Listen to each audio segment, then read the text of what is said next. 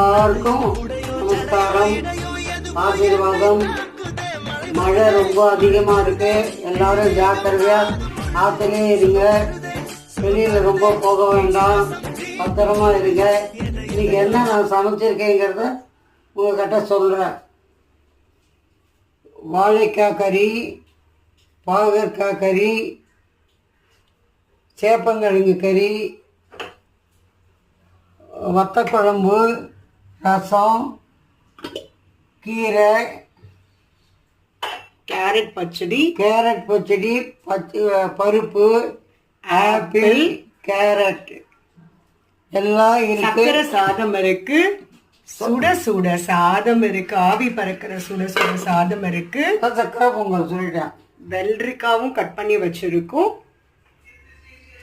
எல்லாரும் சாப்பிட வரணும் இந்த மழைக்கு. கண்டிப்பா எல்லாரும் சாப்பிடுவாங்க.